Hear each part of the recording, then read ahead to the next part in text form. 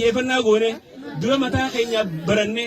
ilmaan keenya barsiifne ilmoota akka barnootatti kannuu dura yoo qiimaa barnoota kanaa haati beeyte yoo qiimaa barnoota kanaa abbaan beeke yoo mana keessaa quraanni kun qiima qaba waan miizaana qabu takka haati mana keessaa quraana ka jabeessitaati abbaan mana keessaa quraana jabeesse ilmoollee quraana jabeessiti warri tarbiyaa hoggaa haasawan ilmoo takka yoo waa itti adiyyuu feete irraa dhorkuu feete dura waan isanii fi dalagii jennu yoo nuti dura ifii goone ilmoon keenya nurra laallatti waan takka irraa dhorkuudhaaf dura ifii waan seeraa dhorgamuu qabna waan takka dalaguudhaaf dura ifii irraa yoo akkasirraa daleene ilmoo teenyallee quraana ilmoon dee baradhee jechuu dura hangam takka quraanni mana keenya keessa miizaana qaba hangam takka ilmoo keenya keessa ha quraana qara'u nu biratti qadii qaba hadeemee barnoota biraa qara'uu irra jabeessina moo ka quraana qara'uu irra jabeessina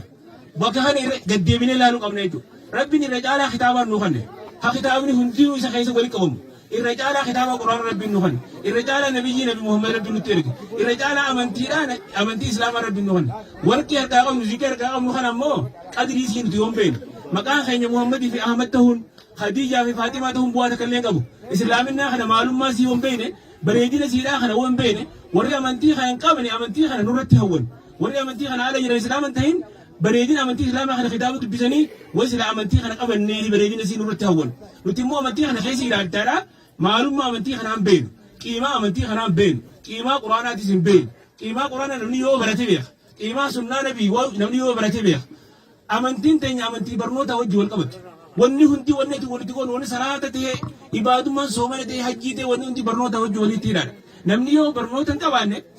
amata guutuu umrii guutuu ibaadaa godhee ibaadaan isaa sorra bittiin godhin qeebalamuu dhabuu mala maali wanni hundi ulaagaa qabdi wanni hundi shuruuta qabdi arkaana qabdi akkaataa ittiin qeebalamtu yoo baranne salaanni keenya umrii guutuu salaannee akkaataa waan silaa bakka silaa astaghfirullah waan biraa jechuu jiraachuu mallaa jechuudha kuni amantiin keenya waa hunda keessatti amantii burrisiidhaa barnootaati barnoota kana ammoo ijoollee qofatti erguu osoo hin taane barnoonni abbaa guddaa laalchisa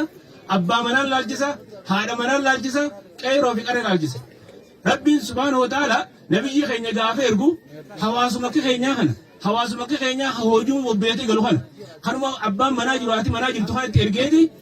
hawaasummaan kun quraana baratanii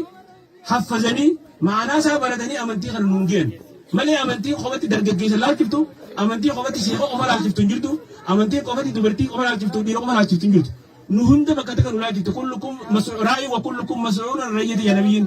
namni hundi itti gaafatama qaba amantii kana baratee barsiisu keeti abbaan manaa maatii isaa barsiisu keeti haati manaa mana sii eeyitee ilmaan sii amantii barsiisu keeti itti gaafatama qabdi akkuma imaamni biyyaa itti gaafatamni wal caalallee isheenis itti gaafatamni isaa guddaa ta'ullee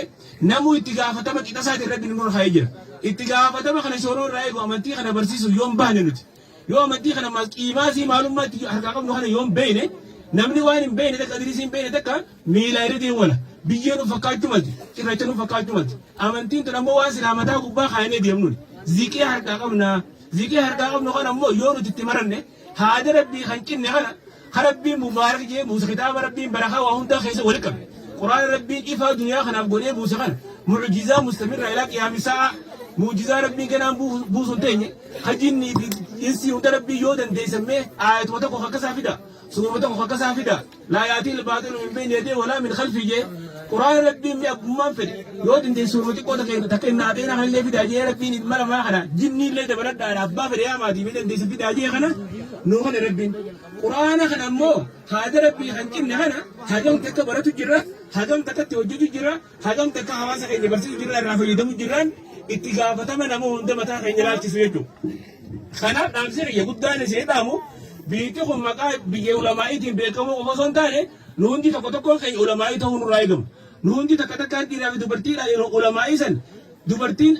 ulamaa'ii dabartii san hunda hawwan keenya kana adde isinuma kanaa kana adde. Kanaafuu ulamaa'ii gahuu isinirraa eegama ulamaa'ii qopheessanii gabbaasuu isinirraa eegama ulamaa'ii barsiiftanii biyya kana tadhaatu ta'aalama kana barsiiftu gabbaasuu isinirraa eegama. Namuu itti gaafatama shoora dubartoota sahaabaa yoo itti deebine ilaale tataabi'oota dubbatti deebine seenaa isaanii yoo ilaalle hagam takka amantii kana wareegama kafaluu turan dhiirti isaanii hagam takka islaaminaadhaan wareegama kafaluu turan namni qabeenya lubbuu isaa bira kutee qabeenya isaa itti wareegee lubbuu isaa dhiirti wareegee amantii kana nuun ga'e amantii kun akkuma lafaa kaatee laamina kana firaash namni gubbaa deemu tokko hin jiru. Wareegama kafaluu nurraa eegama wareegama yeroo kafaluu sirraa eegama wareegama qabeenya itti baasu sirraa eegama wareegama waan silaa barbaachiste kafaltee fi amantii kana barattee ilmaan kee dhaalchiftee akkasiin wanni kun dhaloota irraa dhaloota darba صحابوني وريقم هدوت تخبرن تابعوني وريقم هدوت تخبرن أتباع تابع أكرمت ديمين وجيس علماء يقولون توسين ترى دبلة حتى إمام أحمد فايلة إمام أهل السنة والجماعة بخاري إمام مسلم فاولا له إمام الشافعي ورجع الدنيا خنا فاولا له دوبرتيلا ده دوبرتيلا كرايس إذا قلت سعيد ما هو يتامو قدرن ورا أبان لين قبل حالات تكينته اتمرتفته الموسي خنا بقول علماء يجرو جيسه خلكم فاتين ديمته يجو إذا أرسلته علماء يبغى جيسه برسوتر ulama yo hadi lafa hadi ilmo si bersifat ente yefanne hadi man abbam manadi wati ilmo sati yefanne din kana barati baka go non fas duga wali timu bareda nanno khenya kana khaisa nama barate khaisa hu nama dalata nanno khana kha ulama ibiyatana dalu khabiya khanu biru qati alam aftahu tako o mishudaf namni undi manni undi oso nama tako qofa khas khaisa wal bele lalun tan hakka jama maru tako kar khaisa lu je khana oso lalun tan hakka na dimdati kore fasere kare mutasa namare nabira kara ambi ganda ta'uu isaa ta'u uummatana asitti erge boy isaa dhufte jeeni laangeen dabar barutu jira eeraa bakka dhaga godhu jira mee du'aatti waraabuu jaasaa rabbi kana ga'u rabbi bakka rabbi isaa ga'u naanaa ishee musaa deelii faa rabbi isaa taa'is isin hundaa rabbi akkasii rabbi isaa godhu hawaasni keenya takka takka lafaa kee yoo marxifannee barnoota kana marxifannee qofa bakka ga'uu dandeenya yoo barnoota kana maaddaan haraasii jennu kun amma baay'ina hanqinni argamu maaddaa haraasii jennee dubartoota qofa eebbisu jira dhiyeenya kana hangaan harkurraa bakka hundatti maaddaa haraasii hujan dubartoota akkuma barnoonni maaddaa haraasii kun dubartii qofa laalchisu mee dhiirtiin maaddaan haraasii mee dhiirarraa haas baatee tafsira nuu qaraabtu mee isootti haas baatee shuruuta salaataa nuu qaraabtu mee dhiirtiin mee abbaan manaa haas bee haawwan mee dhiirtii gurguddoon warri silaa hojii guyyaa jirraa qaccaa oolu hagalgalaas bee harkaana salaata ammas hin nuuhimu haaqiidaas bee sin nuu qaroo mee isootti wanni kun hamma raashii qajaa'u barnoota bu'uuraa jechuudha. Barnoonni bu'uuraa kun nama silaa sheekha bira barratee khaliitaa isaa fudhatee qaroo hin dhaqqabne yeroo isaan raamuree fedhu galgala ta'u fedhu ganama ta'u darasicha naannoo isaanii jiru ta'e sheekha naannoo isaa irra jiru ta'e baratu jechuudha. Ammoo kuni dubartii qofarratti gabaabamuun kuni irrina guddaadha. Dubartiin baratu waan gaarii dhiirtiin isa qotti. Haati manaa barattee abbaan manaa baranne isii masjid turtee dhufte yoo manatti itti ka'e maal naa qaroo jirti maal achiin haa goote yoo lole barnoota kana har'a dhaabdee mana dhaabne siin. Kanaaf bakka takkaa yoo itti lafaa haane qofa barnoota kana bakka takkaa yoo itti xiyyeeffanne qofa ifiifillee faayidoone ilmaan keenyallee faayideessuu dandeenya. Akkuma lafaa haanee biyya kana nuti bargaa biyya olamaayiti biyya ishee Muusaa Addeelleeti biyya ishee Aama Watarii biyya ishee Adam Tuuraati jennee kan dhaadachuun bu'aan akka illee qabu. Abbootiin dhaadachuun yoo hojii isaanii san hojjette qofa. Abbootiin dhaadachuun yoo karaa isaanii deemu jiraatte qofa. Yoo ulamaa hiika isaanii oomishu jiraanne qofa. Hogguutaan lafaa haanee dhaadachuun waa takka illee bu'aa takka illee qabu. Abbaan deema nyaateedhaaf ilma afaanin mi'aawu akkuma Oromoon jettu san nuti lafaa haanee dhuguma saniin ilmi yoo baranne qofa ilmaan keenya yoo barsiifne qofa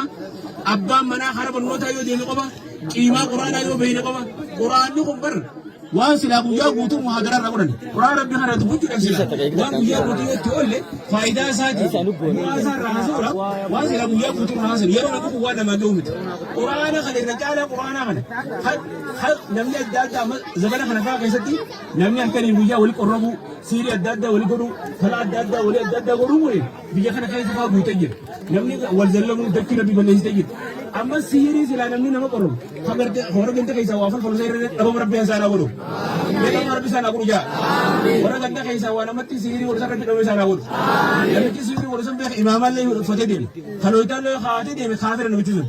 hogguu waa nama qorrabu san quraana rabbii faarra jettee waa nama qorrabu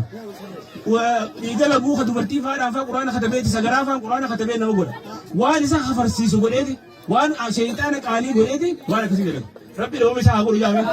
biyya keessa rabbi haa baasu ammoo wanni isin himuu fedheen namicha seera dhabama rabbi isaa godhu wanni isin himuu fedhe dawaan waan siiriidha dawaan balaa adda addaa kun quraana rabbiiti nabiyyi hadiisa kan dubbateeti ammana suuraan baqaraa keessatti qaramtu sheeyxaanitti hin dhiyaatuu jee ammallee akhzuha baraka watarkuha hasara wala tastati wal batalaja suuruma baqaraa kana yoo qaraate isii qaruun baraka watarkuha hasara yoo dhifte seenaa sittaati wala tastati wal batalatu batalaa jechuun siirii jedhu warri siirii nama godhullee waan takka yoo suuraa baqaraa kanaati wanni waan adda addaa nama silaa budoo adda addaa jinjaan kaa hunda dawaan rabbiin jala buuse dawaan isaa quraana rabbii kana yoo quraana rabbii qaraane ayatul kursiyyi mana keenya keessa qaraane suuraan baqaraa mana keenya keessa qaraamte abbaan fedhe mana kee bakka fedhe qaqqeeru qorrobaa olee wanni takka illee nutti hin taatu yoo rabbiin rabbi biraanii taatee duraa rabbiin katabe malee isin galee dubbiin